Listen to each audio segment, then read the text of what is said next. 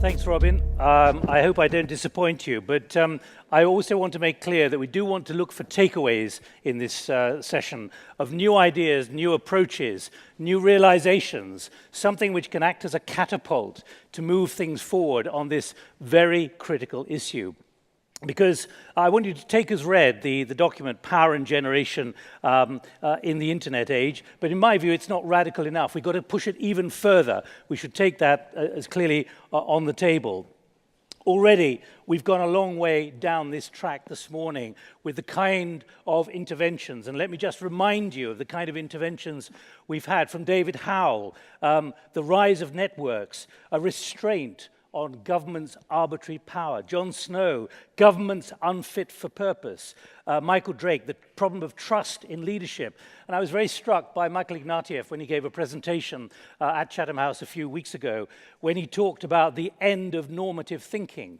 And certainly, I would like to suggest, even though I come from the traditional media, whatever that is, and we're being encouraged and told that is not the way to look at it in the future, that this is now about thinking dramatically differently. And in the next hour and a quarter, that's what I would like the panel and all of you to be doing, because the fact that you're here and you've got in your pocket something which is essentially your workstation, and you've got that capability to interact anywhere in the world at any point, is surely significant. 7 billion of those devices which you have to think of. My phrase, which I'm using in some of my work at Oxford and Harvard, is a deficit of legitimacy, and what that can easily create, which builds really on what we've heard from several of you this morning. We have 4 panelists. Sadly, Nkosi, the Nigerian finance minister, couldn't join us. Not really surprising given what's happening in Nigeria. But we do have Emily Taylor, who's joined us. And let me just give you a background to her, because the CVs of all the other panelists are there. She's been involved in internet governance and law since 1999. She's the founder and CEO of Guard UK, an online brand protection service. And she's been very involved in the Global Commission on Internet Governance Research Advisory Network, and also involved in ICANN, which we'll get on to later. So what I want to do is divide up the next hour and 10 minutes in this way.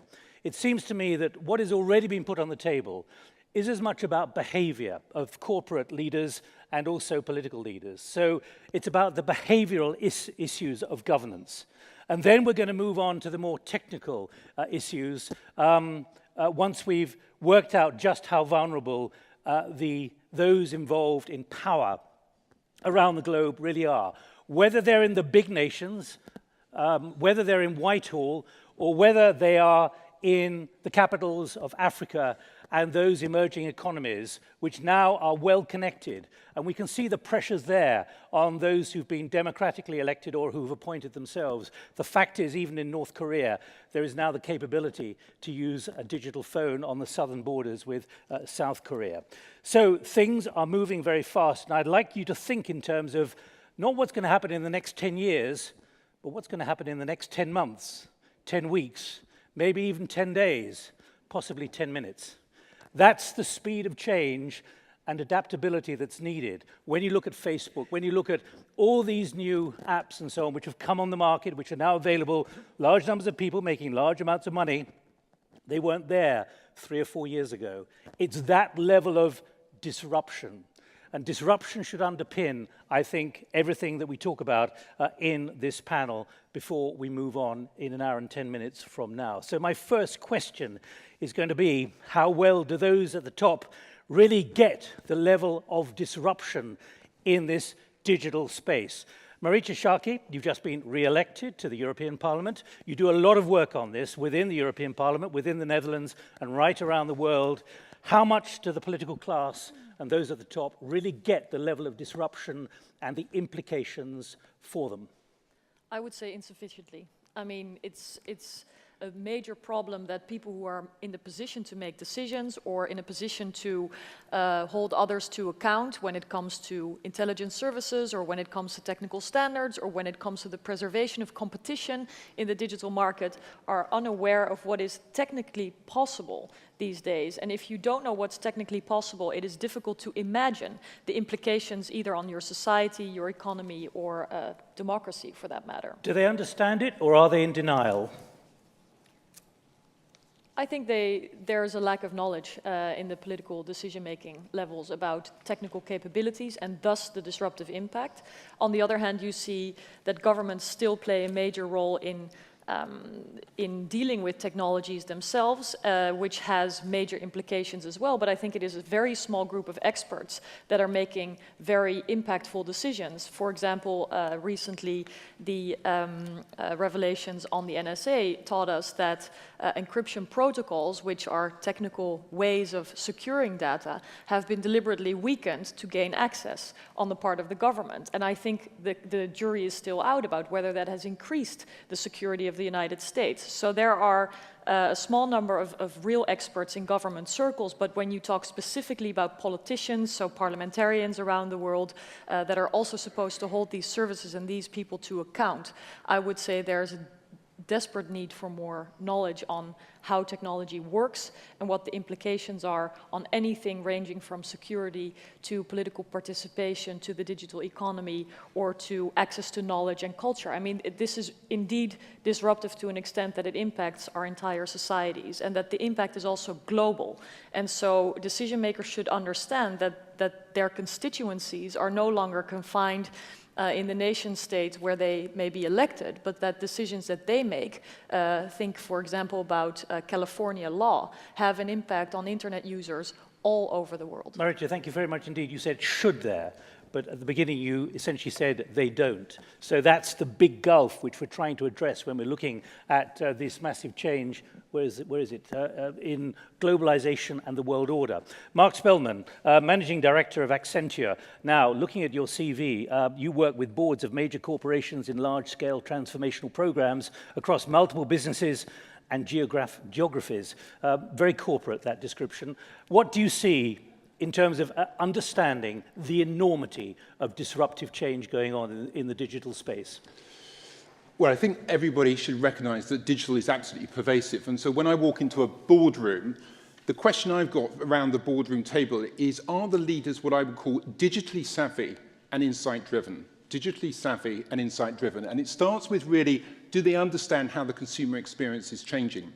So if you think about how you buy today, online shopping is taking off. More than 20% of products are going to be bought online. And that is a multi-channel experience. It means that you could be researching the product by going and visiting the shop. You could be buying online and you can get it delivered through Amazon or one of the delivery channels. The customer experience is changing dramatically. Do they really understand that? And have they got the information that helps them to be able to make the decisions which enables them to target the right consumers? It's also changing in terms of the supply chain dynamics. We've thought traditionally about physical supply chains. Now it's about digital supply chains. Can I press you on governance? Yeah. About how much they understand that the feedback loop of information means they're 24/7, they are being watched and monitored, and the public can turn against them. In other words, does the corporate executive understand this?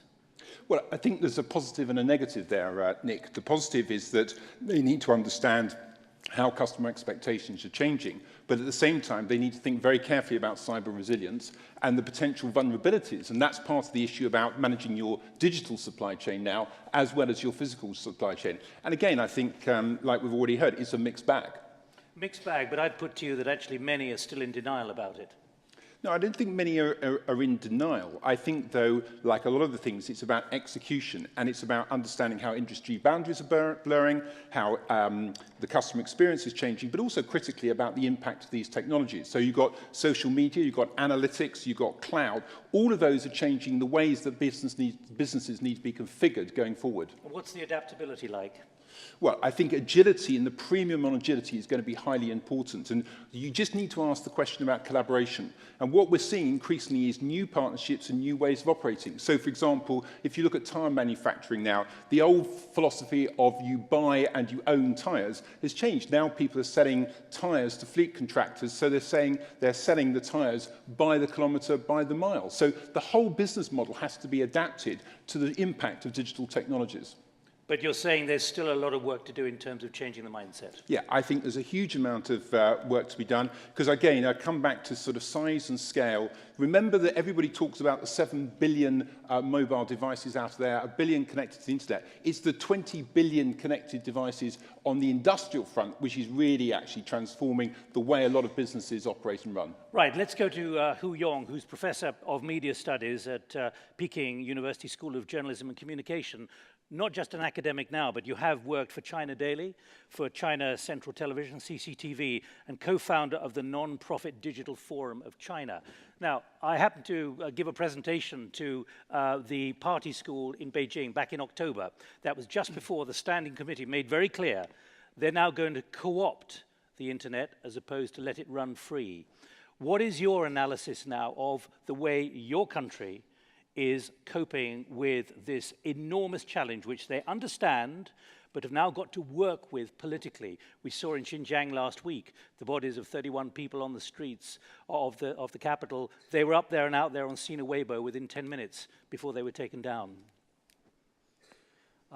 So in the first session, actually, we are making comparisons between 1914 and 2014. So someone mentioned that we have two new trends, like the rise of China, and also we are now in an interconnected world. So here, by this topic, the two trends actually converge. I mean, you have to recognize today's internet.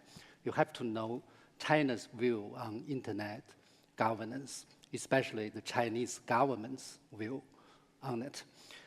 I should say the Chinese government is a very quick learner. So their learning curve is very short, and on a lot of occasions, we can even say they outsmart the technology.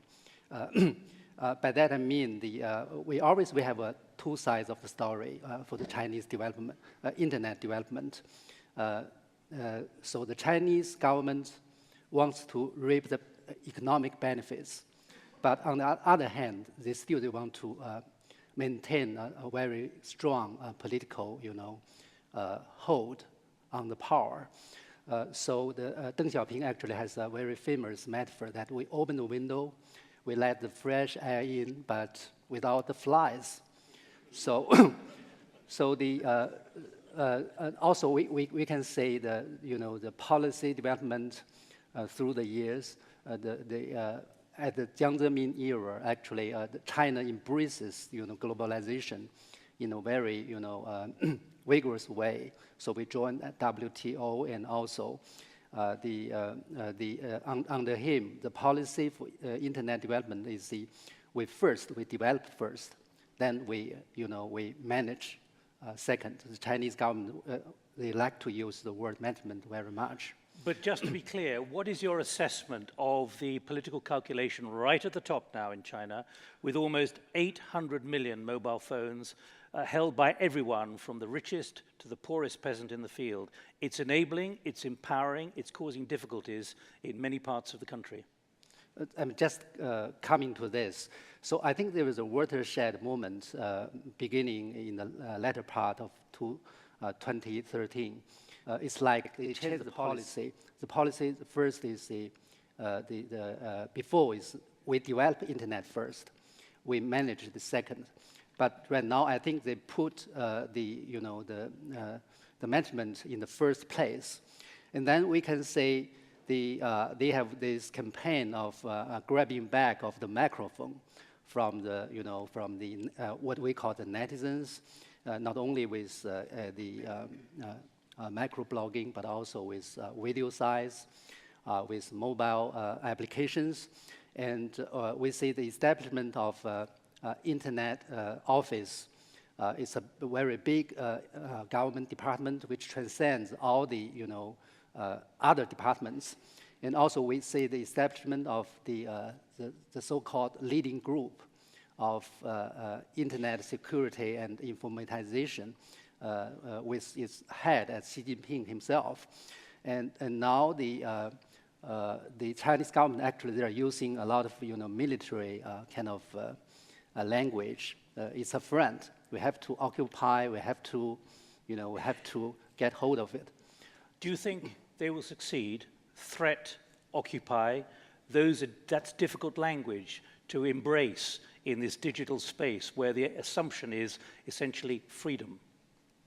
I would say that would be a kind of a naive assumption of the, internet will always be free. And so from the past, track record, I think Chinese government still can, they can manage the Chinese internet very well. Right. Can I get a microphone before I go to Emily to Wadakamfa and Matthew? Matthew Kirk, where are you? Are you here? Or could you get the microphones over there, please? We'll go to Wada first in a moment. Emily, your view as you're in the business of online brand protection, not on the technical side, but your assessment of how well, if you like, those who have corporate and government responsibility, the governance, the heart of governance, are handling this. Well, not very well, particularly in developed countries. I think I agree with everything that Marietje said.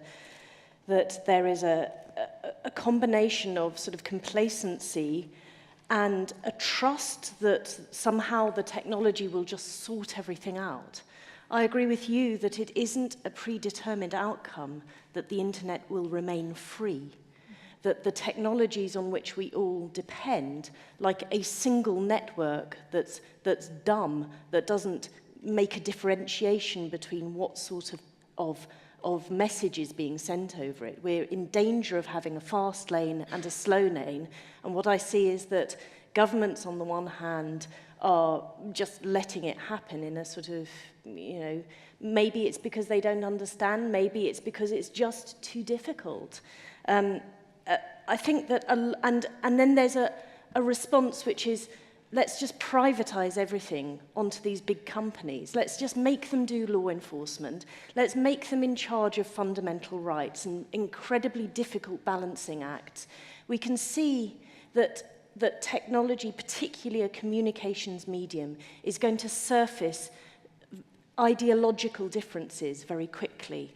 The recent Google decision about the right to forget in the European Court of Justice has surfaced quite strong ideological differences on both sides of the Atlantic, with American commentators on the one hand, decrying this as, just completely balmy over-controlling and digging right at the base of freedom of expression. And on the other side of the Atlantic, you have people like Viviane Reding welcoming the decision. And I think my take on it is things like that wouldn't have happened if politicians had actually assumed the role and responsibility that is needed to update the laws for the digital age. The right to be forgotten has been stuck in council in the European Union, and there's been no movement on the legislation, so the court has stepped into the vacuum. Well, let's move on to those issues in a moment, but broadly, would you say from your standpoint, stepped back from the system, you're analysing all of this, that there's a willingness to understand this, or in essence, those in power are in a state of denial because they hope it'll kind of go away, even though it's inexorable and it's irreversible? Well, as with any generalisation, it only goes so far. I think that there are many people in government who understand the network very deeply. I think that the long-term and medium-term impact of the Snowden revelations is that they've knocked out the US, and the very healthy, in my view, freedom agenda that Hillary Clinton had promoted is just lost because they have lost all moral authority. And that is having effect on the ground for civil society organizations, whether it's in Pakistan or in other developing countries, because when they stand up against their own government doing surveillance or repression or imprisoning bloggers, the response of the government is, well, the US are doing it. Right, Wadakamfa, you worked for Al Jazeera until recently, but you have great expertise right across the Arab world in particular. What's your assessment of the way governments in particular and the corporate sector are handling this major challenge on governance, particularly from the digital age? Actually, could you stand up, please, Wada? Okay. What happened in particular in the Arab world has similarities to what is happening all over the world. First, we have the vulnerability of the elite, which was very clear, of course, during the last 3 years. We have the disruption of the system, but also, this is on the negative side, also the knowledge passed to the public was superficial. We thought that with this age of internet, we would find new ways of communicating with the public and empowering them with knowledge, and also taking away the monopoly of the state over media. But unfortunately, that has not worked. The other negative impact as well has been the fact that there is an illusion of influence. So those who have been involved heavily with social networks on the ground, especially the youth, felt that they are doing a lot because they have a lot of followers on Twitter or Facebook or so on. But when it comes to real politics, elections, political parties, and building the state and transformation, they were not. They found that they do not really have that kind of influence. So they were isolated in their own spheres of influence, communicating with also their likes, but without real impact on the ground. Now, on the positive side, definitely, first, I think the public and individuals who are being either involved within social networks or have impact on it, definitely they felt empowered. So the fear aspect that we had before does not exist anymore. And the second element, the society itself felt more connected, although in my opinion, not knowledgeably informed, because the polarization within the landscape, especially in the Arab world during the last 3 years, is growing very much, and social networks are becoming an arena of more polarization. So it is a reflection of the malaise that the transformation in the Arab world is going through. Yet the state and private sectors and so on are much less involved in actually developing and enhancing rather than utilizing it. So they utilize it as a propaganda tool rather than making it something that could enhance polarization and create some kind of political consensus that could lead to prosperity and stability. Thank you, Wada. Just before I go to Matthew, would anyone else like to come in, helping us define the landscape? Every country, every region is different. Every culture is handling this in a different way. But does anyone else want to come in and help us define this, please? Matthew Kirk from Vodafone, when you look at the interface now between those at the top and those at the bottom and the level of tension, how would you define it? Matthew Kirk from Vodafone, please. Thank you. I think the earlier panelists and indeed the earlier panel brought out very clearly the central problem of trust in the new world in which we're operating. I think that's compounded by a factor which Mark alluded to, which is the speed of innovation and the speed of change in the digital economy, which is itself still a relatively immature space. So things are changing very quickly, faster than some of the established economic mechanisms can keep up with, and certainly faster than regulation and policy can keep up with. And that creates a lot of tension and a lot of difficulty. There's also, as Marietje mentioned, the problem of national jurisdiction and international service boundaries.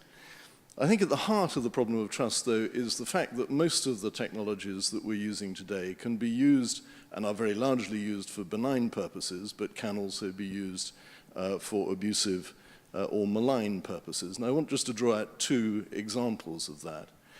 One is privacy. Marietje referred to the Snowden allegations earlier, and obviously for us as a company, this has been a major issue over the last year or so.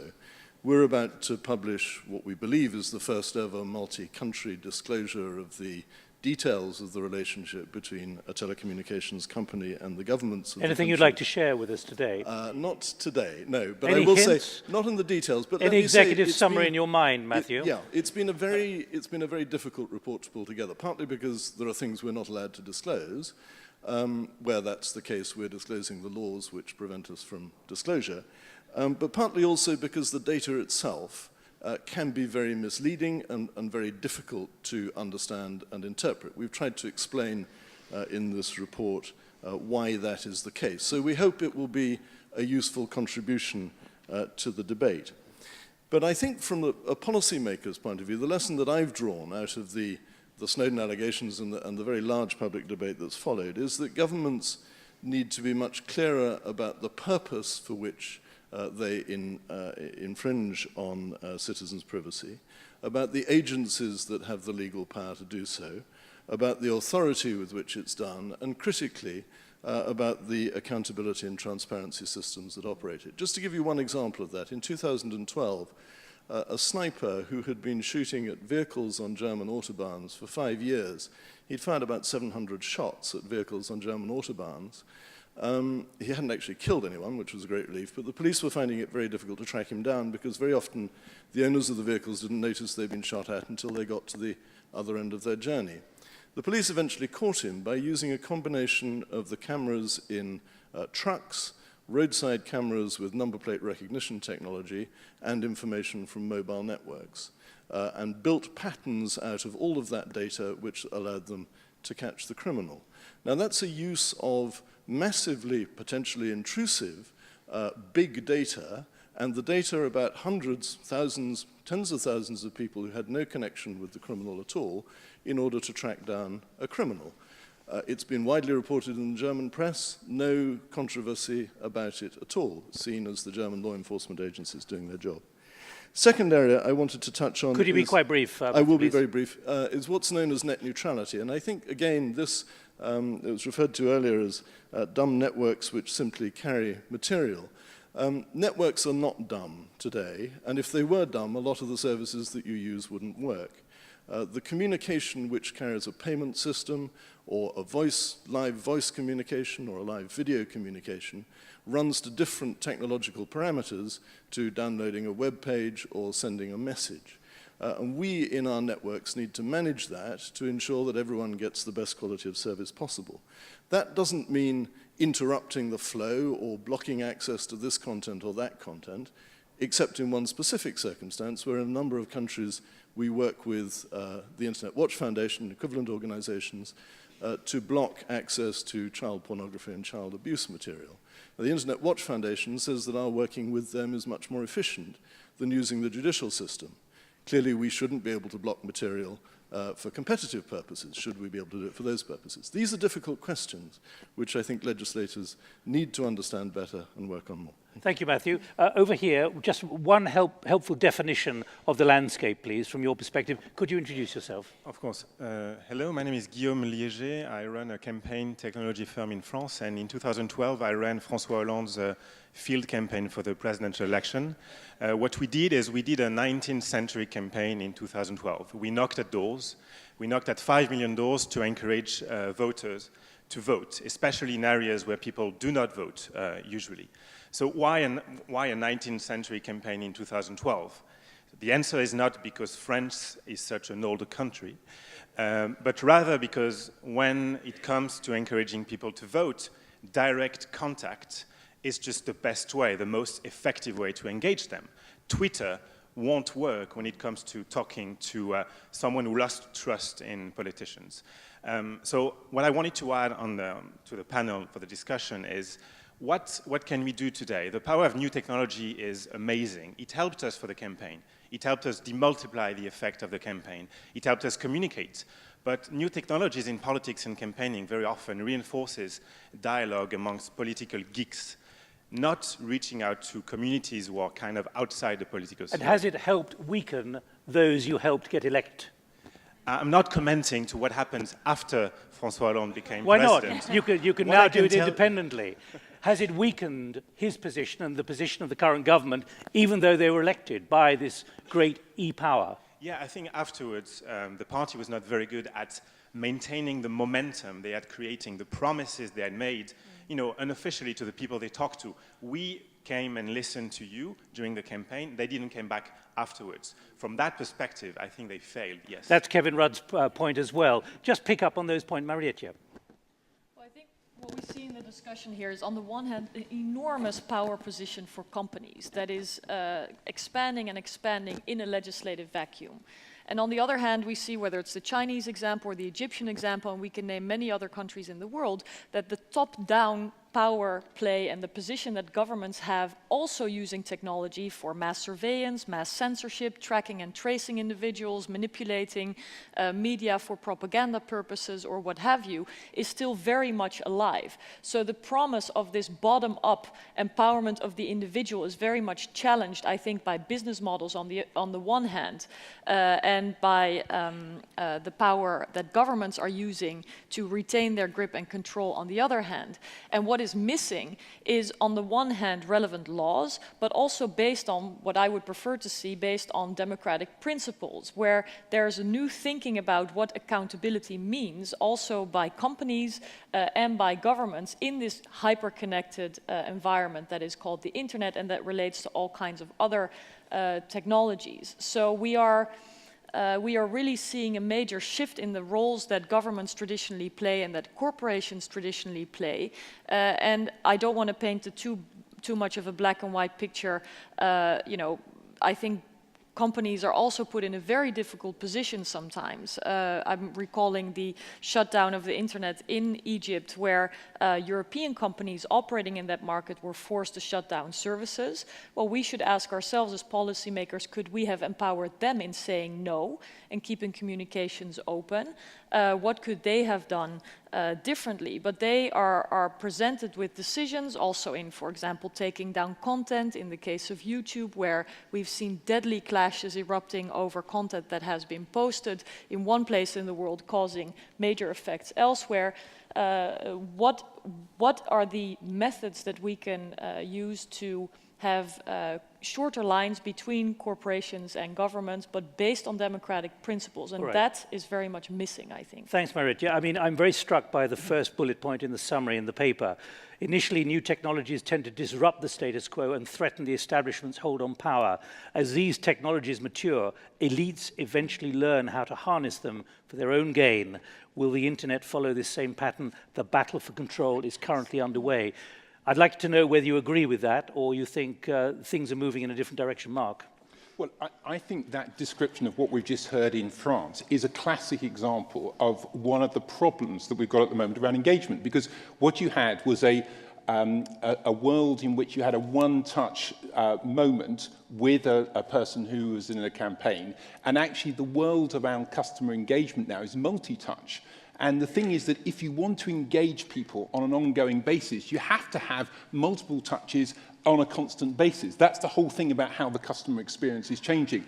And I think the key question is whether the politicians as well as the business leaders recognize that it's ongoing engagement, which is multi-touch. It isn't just touching someone at a particular point in time, like 6 weeks before an election, and then expecting them to stay with you for the next 4 years. That's not the way the world is going to operate going forward. And I would actually sort of suggest that if you look today at how governments provide services, there is going to be a key issue about the quality of services, because people are getting used to how they experience banking, shopping, and they're going to ask the same questions about how they experience government services going forward. And the big question is, if you've got good quality services, people stay engaged. If you look at Norway, around the key engagement numbers, the Norwegian citizens are engaged with public services because they think the quality is good and because they can get engagement on a regular basis, and it's not a one-stop touch. Yong, obviously in China there's a political and a technical advantage that the system has, particularly with those buildings in Shanghai and elsewhere,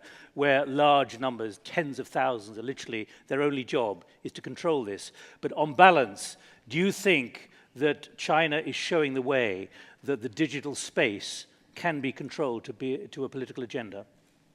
I think in the first place, the governments are not hands-free from the internet from the very beginning.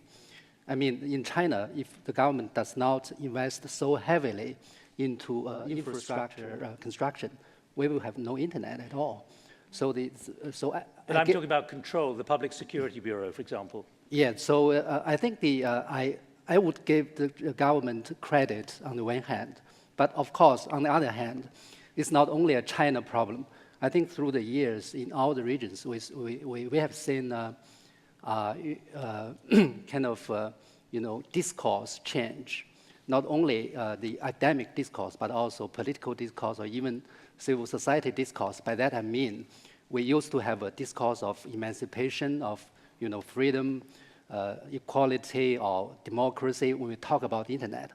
But right now, we have the discourse of surveillance, control, and security. So that I saw that as a world trend. It's not only a China problem, but also that has been intensified by the Snowden revelation.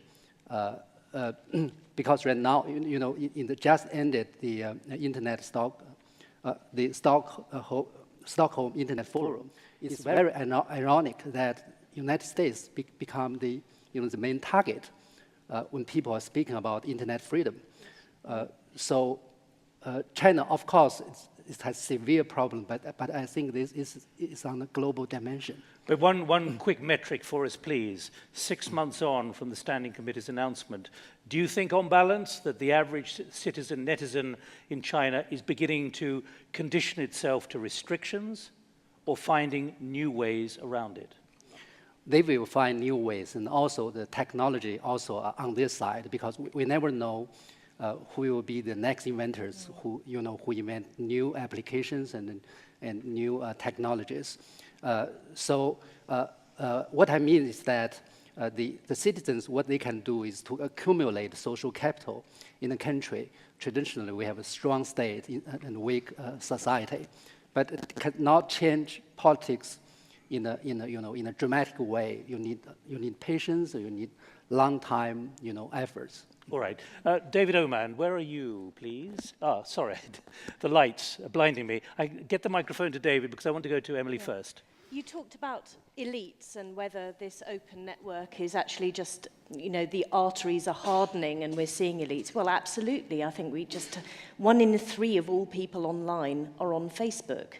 90% of search in the European Union is performed on Google. European Union leaders, I think, had a huge crisis of confidence when they realized that they were powerless to protect their citizens against infractions of fundamental rights. And this has caused the sort of crisis of trust, legitimacy. It's highlighted lack of accountability. And unfortunately, these elites are not just national, they are global in nature. And so I think that there is signs that this network is not nearly as open or dynamic as it used to be, but it is at the same time incredibly resilient. It's very hard to get your arms around, and it's very distributed. I think that we are seeing those elites, yes, and that is a worry. But to put what by our standards is an extreme example, in China, if you tweeted on Sina Weibo to more than 5,000 people something which wasn't quite true, that could be seen to be a crime for which you would have to stand up in court. Now, you can't see where in our life, in our democratic environment, that's going to happen, can you? I think that no is the short answer, but there are increasing duties put on these technical companies to determine very complex and difficult issues, and they have no systems of transparency or accountability or appeal. If you don't like that Facebook has blocked your advert because there were too many words in it, who do you go to? If you don't like the fact that Google is linking to, or if you go to it and say, I want to forget something about myself, and you don't like the decision, who do you go to? Who's in charge? The answer is nobody. Mariette. Yeah, just briefly, because this touches upon a more fundamental question. Governments rely increasingly for the very basic tasks that are upon them, constitutionally defined, like security, like safeguarding fundamental rights, like policing and law enforcement, on private actors. And there are no mechanisms of judicial oversight, of democratic oversight, of accountability, as Emily mentioned.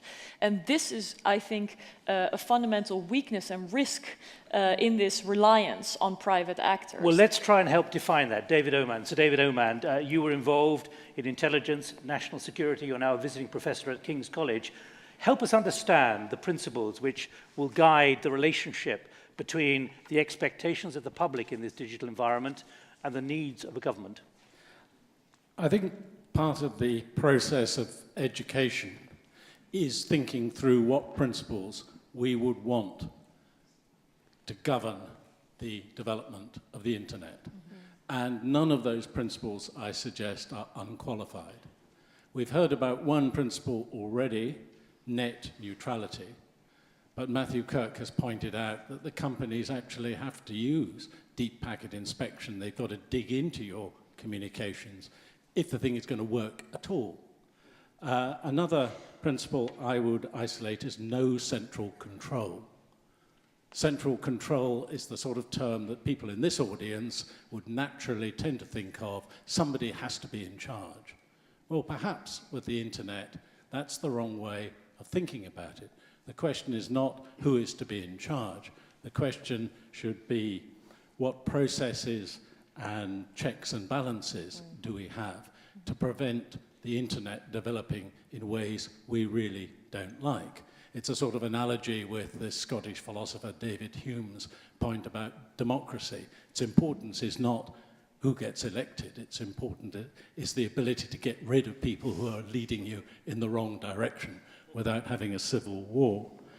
Another important principle, I think, is giving primacy to the economic value of trust in the internet, because this is where our economic future is going to depend.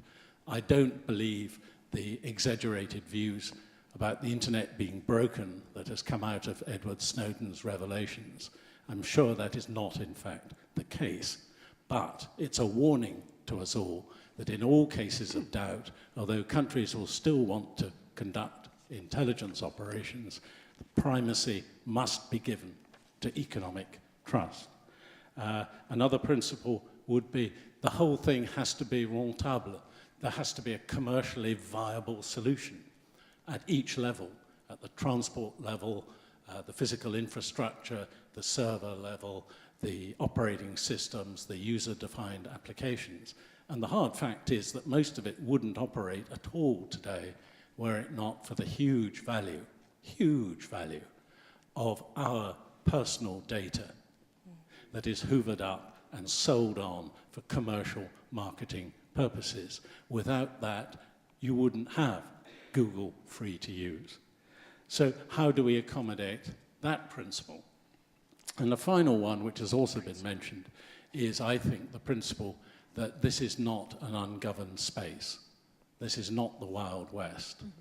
We should not be trying to create a space in which cyber criminals, fraudsters, paedophiles, terrorists can communicate without any chance of law enforcement catching up with them. But if we are therefore going to give law enforcement intelligence the tools to enable them to catch up with the bad guys, as has been pointed out, we're going to need very strong oversight and control mechanisms and have those agreed, the standards agreed internationally. Don't sit down for the moment, David, because I've got a follow-up. I'd like to open that out to everyone here shortly, but there was one incident 3 years ago when we had violence in London, when it was reported that there was significant debate about whether the government should shut down BlackBerry messaging because of the way those involved in violence were communicating. And then Xinhua, very kindly from Beijing, congratulated the British government on even considering the option. Yes. I pick up on your point. What do governments not like? That particular example you cite, I think it only took a nanosecond or two for government to realize that Did actually it? Only that a nanosecond? Yeah, that would be a very dumb thing to do. And as it happened, both the intelligence value of the communications, properly warranted and duly examined by law enforcement, but even more important, after those particular disturbances, almost everyone involved was brought to justice as a result of using the power of the net, using crowdsourcing to actually identify those responsible. So on balance, this is a technology which, as it were, has more good in it. And I certainly would never recommend shutting down parts of the system, even if you don't like what you happen to That's why I raised that particular example. Thank you, David. Let's move over to Patricia Lewis. What's your reaction to these kind of principles? Mark, Marietje, Emily, and Professor Yu. Let me just, I like the point about the emphasis on the economic value. I think one of the things we haven't talked about is actually the trend towards open data. In fact, governments are actually putting more data out there, particularly when you look at healthcare, when you look at education, when you look at transport, when you look at crime, and they're looking for new business models. And so this notion about where is the underlying economic value, I think is important, and you have to put that alongside the protection. So I think the economic value arguments are very important. And I think I would just remind everybody that 90% of all the data that's out there in the world today is only 2 years old. Can I go to Emily first? Oh, yeah. Emily and the Professor. I think that you're right, that the way to go seems to be principles. That seems to be certainly the buzz of the moment. You see it in the principles of surveillance that Carl Bildt has enunciated, Electronic Frontier Foundation also, and a very strong part in the Net Mundial agreement that was crowdsourced in Brazil in a quite an exciting process, and that those are things that should be held by many. And it actually takes quite a deliberate decision on the part of mature democracies, perhaps, to enunciate those principles and not to just let the flow take them wherever which way it will. Yes, there is an economic benefit, and of course I agree with you that it's a ridiculous idea and would be a terrible loss to disconnect ourselves. And no matter what authoritarian regimes fear, or any regime fears about the chaos of the internet and the data and the conversations, very few actually go that step of cutting themselves off completely, even as a state. And that, I think, should show us the value of being connected. Yong. I want to just focus my my answer to the Snowden as a warning. But do you recognize those principles as being the right principles, but this can't be an ungoverned space? The principles are generally, they're good principles. But what I say is in Snowden case, the government and corporations can go very far. And as citizens, in China, we always use a very popular term called netizens. Actually, they have nothing in their hands to try to stop this. So we may have several alternatives. One is we totally re-engineer the internet from the technological side.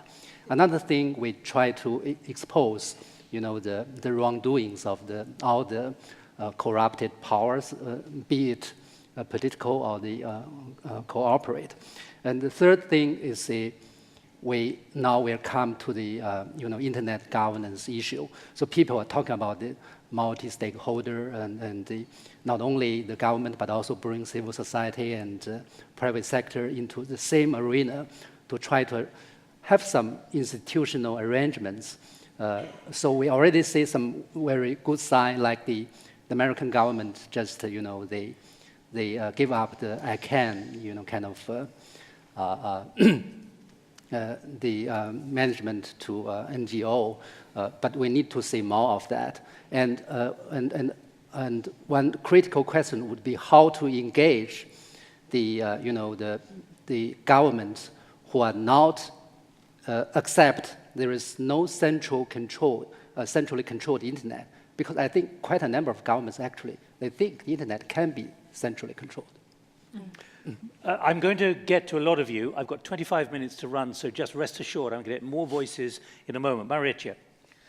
Well, I think the question about principles is fundamental, but how we define them we may differ in, because I think the economic importance of the internet is well understood. Is the public interest well defended, I think, is the critical question.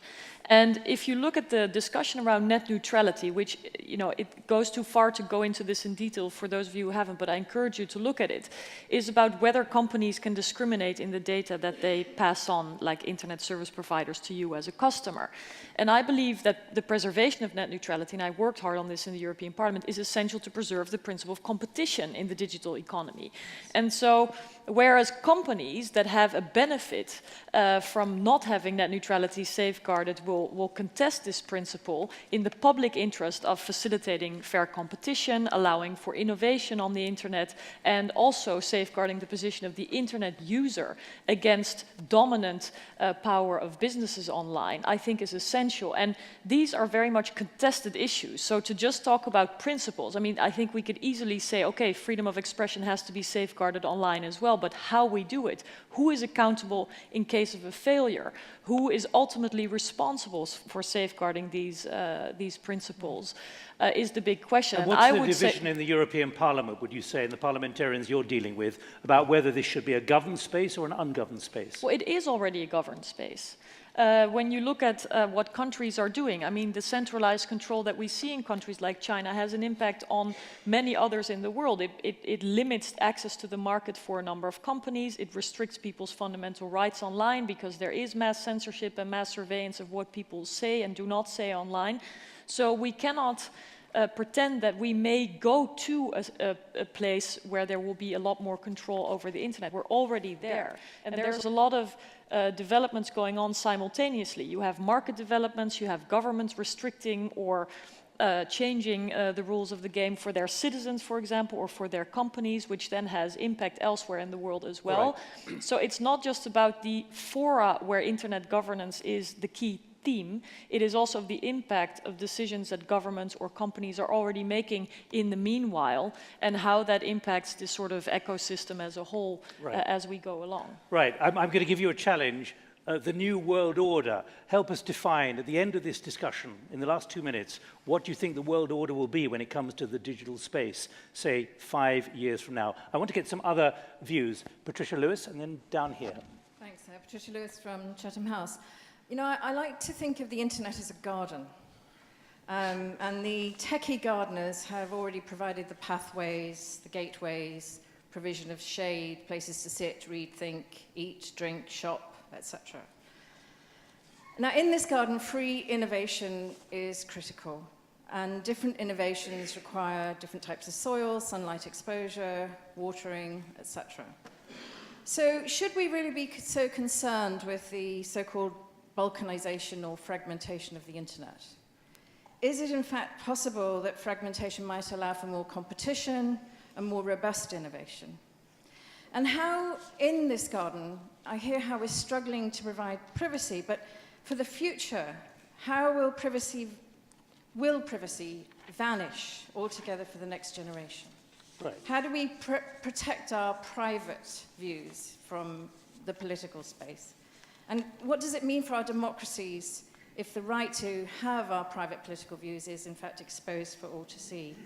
And then my final question is, what difference will new technologies that are coming on stream, quite possibly, such as quantum computing, organisms as computers and barcodes, and the Internet of Things make for the future of this garden? Thanks, Patricia. Does the grass or do the flowers ever die in your garden?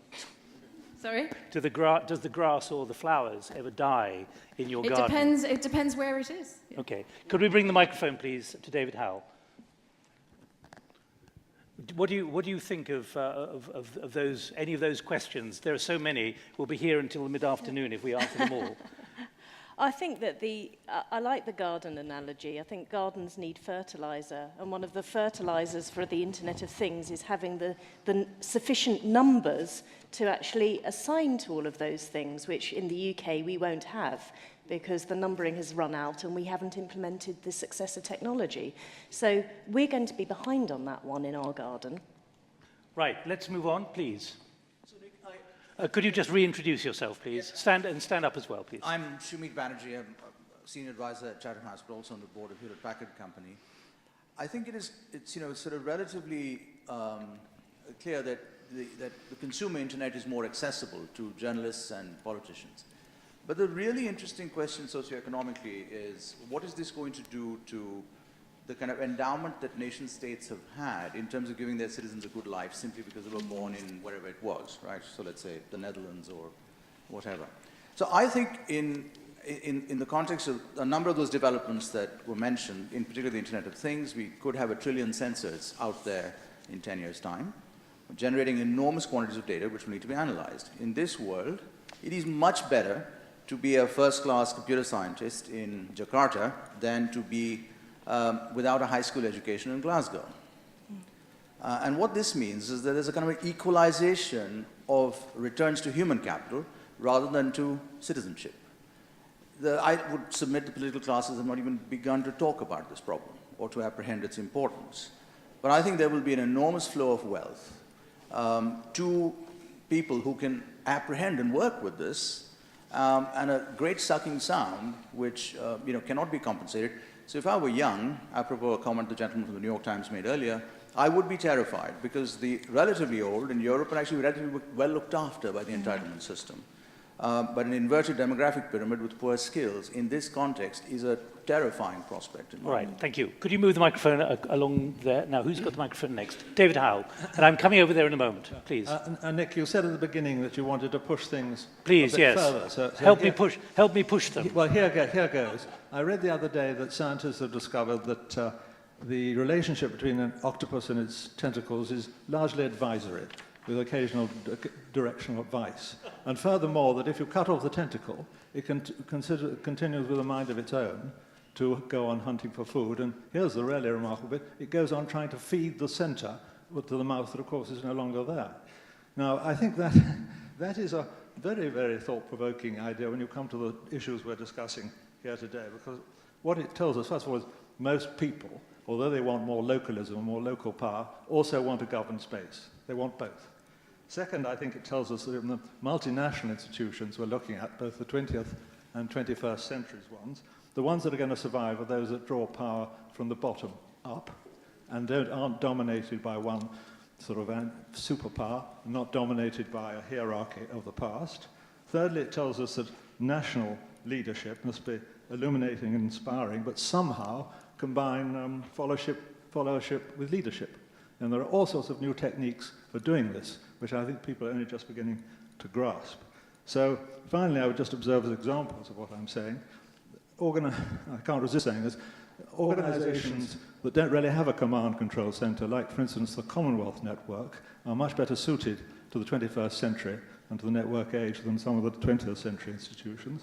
And secondly, I notice we've listened to this wisdom about China. Isn't it interesting that the great cities of China have become gigantic city-states on their own and are communicating with the rest of the world with their own foreign policies and their own directions and their own ideas for economic development. And that seems to fit, well, I hope it fits with the idea of China as one great nation, but it's quite a challenge, and I'd be fascinated to hear how central government in Beijing views the rise of the great city-states inside China.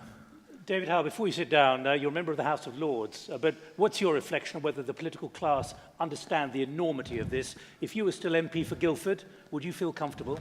No, I wouldn't. I think the enormity of the change has occurred very rapidly indeed, as you said, maybe not in the last 10 minutes, but certainly in the last 10 years.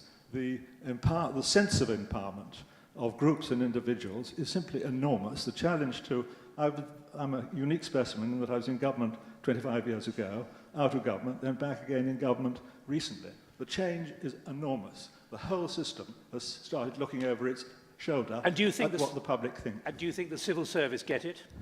I think they're trying to, but it's a vast change of mindset, which is only just beginning to dawn on the administrative systems of many countries, including this one. Thank you very much. Let's get that microphone across there. That particular challenge, Professor Hu, on China, what you heard about China there from David Howell. I'd love you to clarify what is city-state.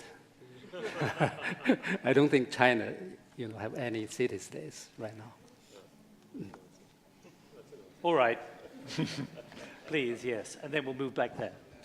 Hi, my name's Chi Onwara, and I'm just an interesting time to come in. I'm the Member of Parliament for Newcastle Central, and I'm also the Shadow Minister in the Cabinet Office for Digital Government and leading the Labour Party's review of digital government. And in addition, I think I'm safe to say I'm one of those members of Parliament which Mariette said were very rare, in as much as a chartered engineer with 20 years experience building out telecoms networks all across the world, mobile, internet, fixed, etc. I do have understanding of these technologies. And there's a lot I could respond to, and I won't, but I just wanted to make one point, which is that we've spoken about the speed of technological change and its implications. And I have to say that as someone who was the director of product strategy for a telco back in the late 90s, I don't find that the speed of change has been very great at all. In the late 1990s, we were having great slideware which showed how the value chains of very different market segments would change. The sort of disintermediation that we are really seeing now, and the sort of concentration actually that comes with it, is taking 15 years to happen. So it's not that the technological change is fast, it's just that the governmental and legal change is slower. And but the point I want to make is that all those debates we had about how the value chain in the private sector would change, we haven't had those debates about how the value chain in the public sector would change. The value chain between the citizen and the government. Apart from slightly when companies generally talk about how the public sector needs to change, there isn't a debate that recognises the difference between the public sector and the private sector.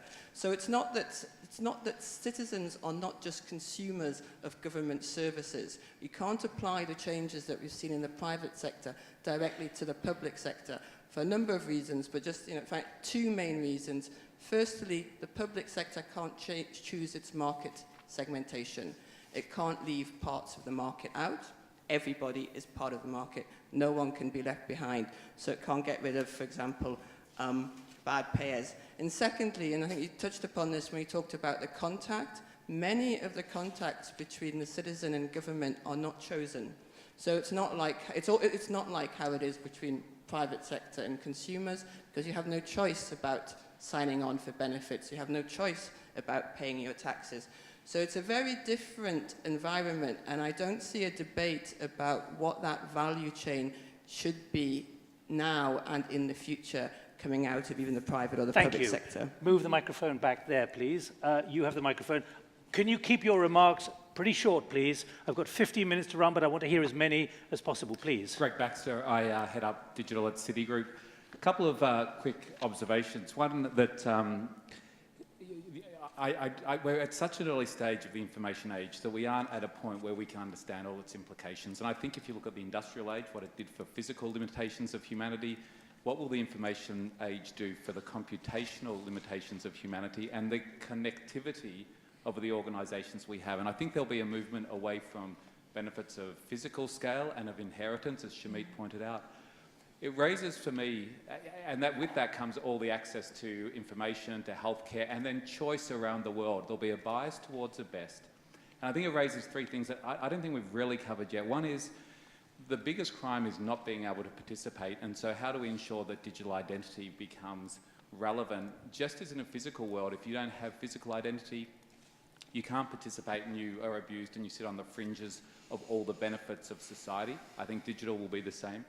The second one is that the displacement of labour that we pointed out before, both in terms of the developed nations and how do we retrain and recreate the skill sets, but for China, once we start to do manufacturing, 3D manufacturing and other techniques, and the second one in India where there's a lot of services that are deployed at the moment. So that's the second one on displacement of labour. And the third one is around cybercrime, where previously to take a nuclear plant and displace it somewhere else was kind of obvious. To take these sorts of blueprints and disrupt digital ecosystems is far less transparent than traditional terrorism. Thanks, Greg. Robin, we're putting an enormous amount on the agenda here for the next conference next week. You've got the microphone, please.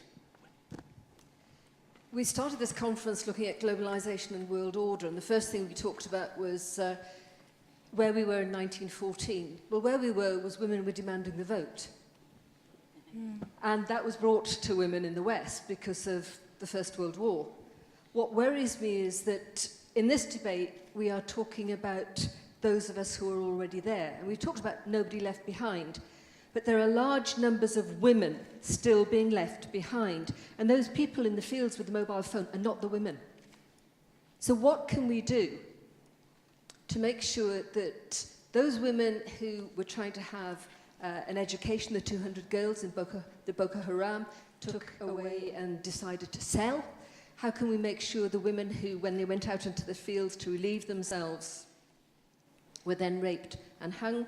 How do we make sure that the tourists in India who have been subject to sexual assault and the women in India, how do we make sure that in that globalization and the world order, we use the internet as a force to actually make sure that women are not left behind? Because we still have over 40% of women in the world not even getting basic primary education. How do we use it for force for good? Thank you very much indeed. Another voice here. And who's got the microphone here? I know I'm lining up a lot of inputs here, but there are so many issues in an hour and a quarter that I just want to make sure they're on the agenda. In the corner there, please. My name is Andrei Soldatov. I'm a Russian journalist, and I've wanted to bring the issue of localization. Of what? Of localization of global platforms and services online. I think it's a quite important thing. We already have examples in Russia, and the Russian search engines presents two different maps of Ukraine with or without Crimea for the Ukrainian and the Russian audiences respectively. We already have the examples, plenty of examples actually, when Twitter blocked something specifically for local audiences. So when we're thinking of the future, though, and how this has to be accommodated or worked on, broaden it, please, to the principles. Well, I think the principle is that this system of localization benefits both the governments and companies, and I don't see any way out of it because, well, if I'm back in Moscow, I go and I type Google, it goes to google.ru not because of government pressure, but because Google wants me to go to google.ru. And I think very quickly, we might be, in 2 years, we might end up with a collection of intranets. So what's your point about regulation or a framework, a legal framework for this? Well, I think we need to ask questions to global platforms about the local rules of working with local governments about censorship. And these issues should not be local. Censorship? Because it's mostly about blocking and censoring. Okay, thank you. Could you move the microphone right to the back? You've got the microphone. Hello. So my name is Daniel Landsberg Rodriguez, and among other things, I write a column for the Venezuelan newspaper El Universal. So I'm very often on the receiving end of government censorship. One of the things that I think is really important about that should be kept in mind is that when we talk about the ideas that the government is censoring, ideology, information is a big part of it, but a lot of it is more practical things. Venezuela has, for the last 3 months, had a series of very large destabilizing protests. Those protests have been met very sort of brutally by the government and have survived largely because of apps. Because when the cell phones were shut down in San Cristobal, there was something called Zello, which turned telephones into shortwave radios via Bluetooth. And allowed the protesters to keep in communication with each other. When barricades were going up all over Caracas, there was an app called Wave. So what do you think the implications are for the new world order? I think that apps are going to be a huge part of it. It's when one of the apps was closed down, the one I was mentioning, was shut down by the government, a new app by a new developer, which did the exact same thing, came up in less than 24 hours. So do you believe governments can control or not? I think it's going to be very difficult for governments to control it and keep it controlled because everything moves so quickly. Let's go over there. One more and here, please, and then I'm going to have to close because you've got 7 minutes to run. Please, you have the microphone. Yes, thank you. I do. I have the microphone. So it's good to see a good net neutrality debate emerging today, particularly since it hasn't really gotten enough attention in the media. I do notice everybody tiptoeing around one of the key issues, which is the lobbying power of broadband providers, both in the US and in the EU. Do we need to find ways to curb the power of broadband providers? And if so, how do we do this? Thank you. Right, let's pause for the moment. An enormous number of issues, but I thought we'd have a level playing field of inputs here. Marietje, what have you picked out from there which you'd like to comment on? Well, the issue about localization, I think, is very, very interesting. The issue of jurisdiction, so where laws can apply in this global environment that has traditionally been valid in the context of the nation state, but where we now see influence exceeding the level of the nation state a lot. And there's a very clear economic incentive tied to that. So the examples, whether they are Russian or Venezuelan, and we can name a number of countries, are interesting in the sense that we see companies increasingly willing to adjust their principles, and also the principles that are tied to their business models, such as facilitating free speech in the case of Twitter or Google and all their platforms. And they're willing to concede to local laws in the cases of Turkey, for example, where speech is constitutionally restricted in order not to lose that market. And what I think could happen, and where I think that internet users are actually more powerful than they may think they are, is that there will be also a movement towards holding these companies accountable and demanding certain principles to be respected. On the other hand, if you look at the discussion about fundamental rights and how governments are going after people, we shouldn't forget that it is oftentimes the expressions that people are doing online, or the information they are sharing, the networks they are revealing, that is used against them. So it is not only about, is the internet still open? Are there apps with which you can organize a demonstration? If things go worse, such as what we've seen in Syria, there has actually been a deliberate invitation by the government opening up social networks so that people could use Facebook, could start organizing and mobilizing, so that later on, with the help of, sadly speaking, European-made monitoring and surveillance technologies, the government could go back and say, interesting to see that this network was responsible for those demonstrations, that these human rights activists or journalists were speaking to each other. So it is not just a matter of access, it is a matter of what kind of principles underpin this access and how the internet user is protected from overreach by either companies or governments. Mark.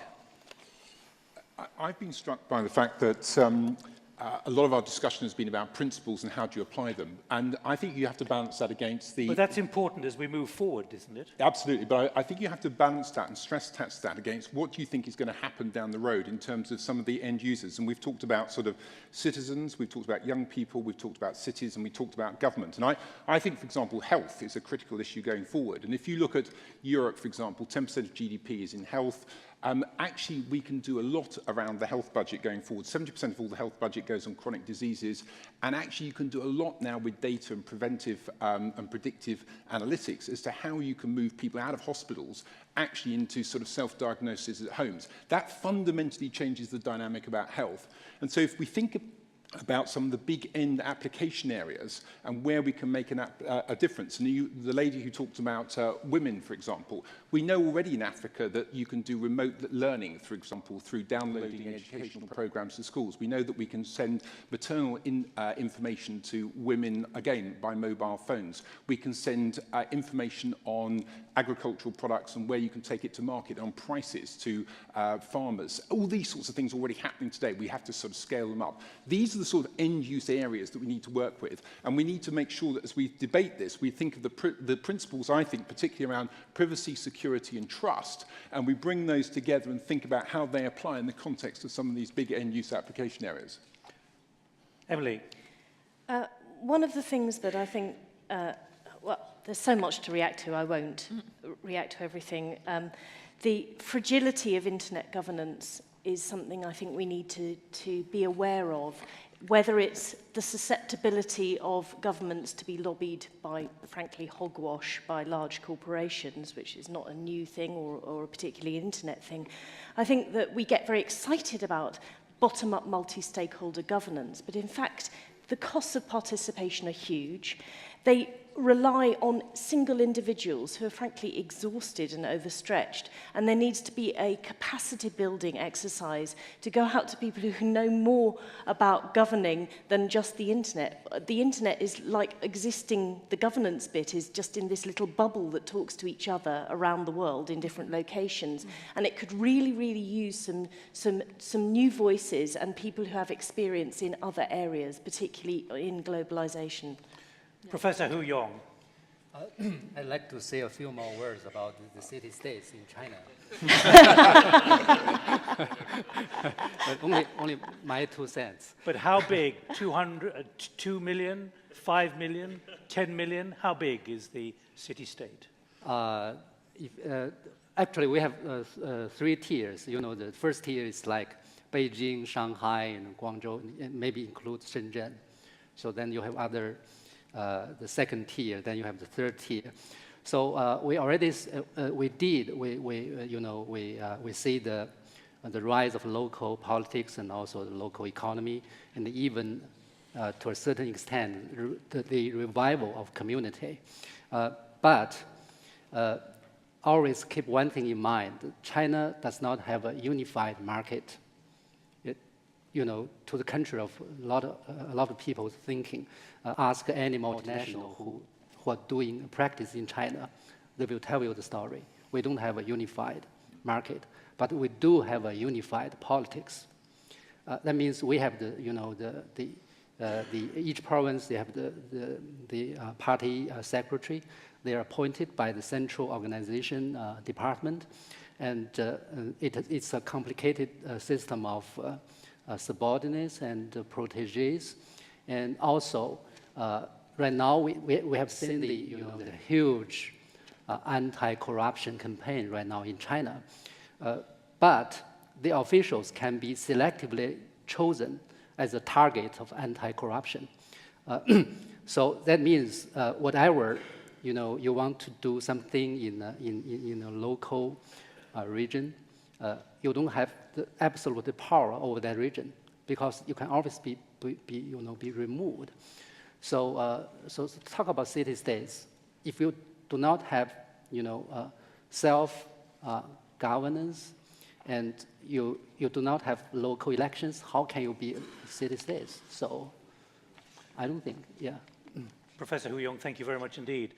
Look, we've run out of time, but John McLaughlin wanted to intervene a little earlier. John, given your own background in the intelligence services, but you're now at Johns Hopkins, but you're on the external advisory board for the CIA, can I ask you, because we've heard from David Omand about this can't be an ungoverned space, what do you think the view is that's emerging in the United States about how this new digital order is going to be tackled? Well, I think in the United States, there's now a movement both in our legislature to refine the laws that govern the oversight of intelligence. And I think in the intelligence community itself, there is a growing awareness that, as I think several other people have said, that in pursuing the kind of collection that intelligence does, it's important that we be clear to our publics about why we do this, not necessarily how we do it, not the methods and the sources, but what is behind all of it. And that's a delicate line, a very hard line to walk on. As an American, I do think I should say something about the Snowden revelations, since they are referred to frequently here. Would you like me to tell you we're out of time? I'll say nothing then, but can I say 2 things, very briefly? They're really not interested in NSA, really not interested in your private business. It's mostly counterterrorism and traditional intelligence questions. If we'd had this capability before 9/11, we might have detected the hijackers being recruited in Hamburg. We might have found the 2 hijackers we knew to be in the United States, but were unable to find. Who is interested in your private business is private industry.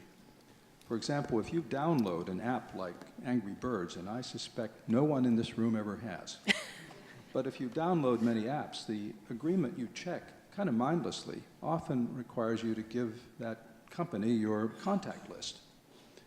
Now, when I say that to Americans, they say, well, that's not the government, which illustrates the broader problem that we've been talking about in the first or second panel. Because if you look at the Pew Research, for example, on trust in government in the United States, I'm distressed to say it's at an all-time distrust is at an all-time high. It's at about 75 to 80%. I suspect that's true of many governments in this room as well. I'm not sure why that's the case, although one of our earlier panels did expose it a bit. And the final point is that American intelligence is very transparent. So much so that when we give so much to our legislature, everything. When one of the intelligence services from a country in this room gives us something to use in our assessments, we can't give that to our Congress because you don't give it, your countries don't give it to your legislature. That's an interesting problem. So wouldn't you like to know what other countries do, not just the United States? What does China do with cyber? What does Russia do in this vein? What does France do in terms of collecting information along the lines that you've heard about from Mr. Snowden? So just for balance, I put all of those things on the table, not tendentiously, but just to throw them out there. Well, John, thank you. Can I also thank the panel? An enormous number of issues which we've only really tackled at quite a superficial level, but given you, I think, Robin, a direction of travel of how the world order is going to be affected by this dramatic change in the digital space. Can I thank you all very much indeed?